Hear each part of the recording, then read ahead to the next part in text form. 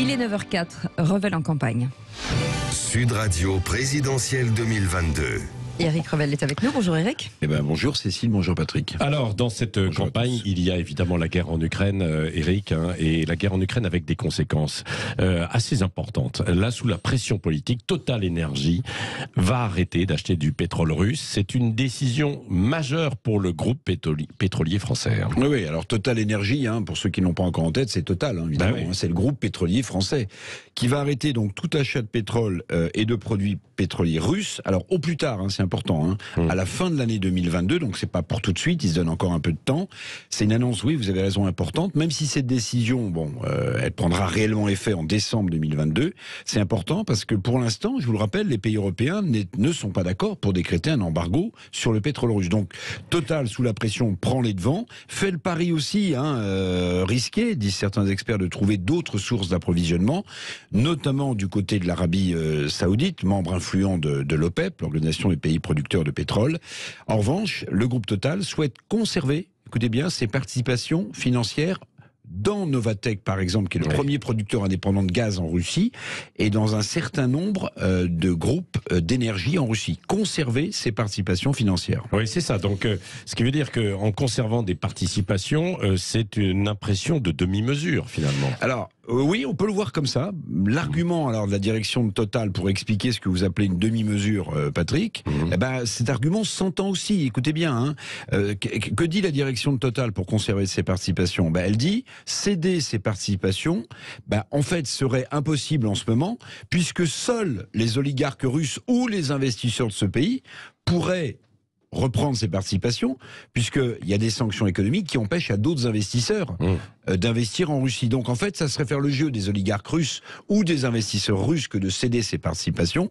Donc, dit Total, ce serait contre-productif pour l'efficacité même des sanctions qui sont mises en place. Oui, alors il y a beaucoup d'entreprises françaises qui occupaient des places de choix quand même en Russie avant cette guerre. Oui, alors c'est toujours délicat évidemment de parler de business, de parler d'entreprise en ce moment, parce qu'à côté de l'horreur de cette guerre en Ukraine, oui, il faut quand même le dire, il y a des réalités économiques, mais vraiment importantes, très importantes pour la France. 2-3 chiffres. Il y a plus de 500 filiales françaises qui sont implantées en Russie.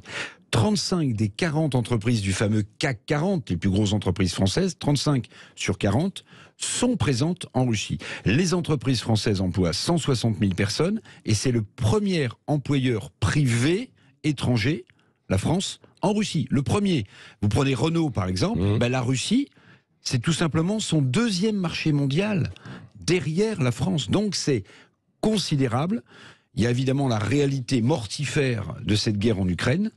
Et puis il y a aussi, parce que la vie continue, les réalités économiques. Oui. Alors dans cette réalité, il y a le cas à part justement du groupe Muliez, qui reste sur place. C'est le groupe de beaucoup de supermarchés et de Leroy Merlin. Alors Muliez, effectivement, c'est Auchan, c'est Decathlon, c'est Leroy Merlin.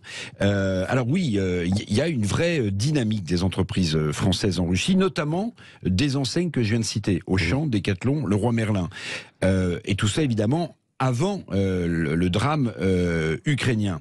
Le roi du bricolage, le roi Merlin, qui a fait un pari osé à l'époque, c'est de favoriser le Made in Russia, en Russie. C'est développé de manière considérable. Il a plus de 100 magasins en Russie, le roi Merlin. Pour l'instant, oui, pour l'instant, les enseignes du groupe Muliez, Auchan, qu'on connaît évidemment bien en France, Decathlon et le roi Merlin, font le pari, même si la pression est forte, de continuer à rester et à vendre des produits en Russie. Oui, c'est compliqué, d'où d'ailleurs des manifestations qu'il y a eu en France ces derniers jours. Et quel est le risque pour les groupes étrangers qui quittent la Russie ? Évidemment, alors il y a deux risques à mon sens. Le premier risque, c'est à l'heure de la reconstruction ou de la paix. Plus vite elle arrivera, mieux ce sera. C'est de perdre des parts de marché. Parce que, évidemment, le gouvernement russe, du moment, fera pas de cadeaux aux groupes qui auront déserté le marché russe. Mais il y a un autre risque qui plane, Patrick, c'est une nationalisation. La Russie en parle. Poutine en parle. Une nationalisation sur son sol, évidemment, des groupes étrangers qui quitteraient le pays. Cette menace, alors, elle n'est pas encore matérialisée, mais elle est bien réelle. Et dans l'engrenage des sanctions économiques de part et d'autre, il y en a de part et d'autre, les groupes français, il faut quand même le dire, ont beaucoup à perdre.